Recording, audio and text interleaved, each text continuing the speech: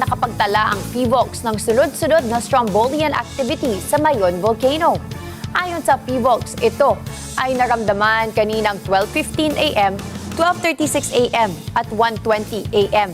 Kasabay ng naturang aktibidad ay ang patuloy na pagdaloy ng lava at rockfall sa mga dalisdis ng bulkan.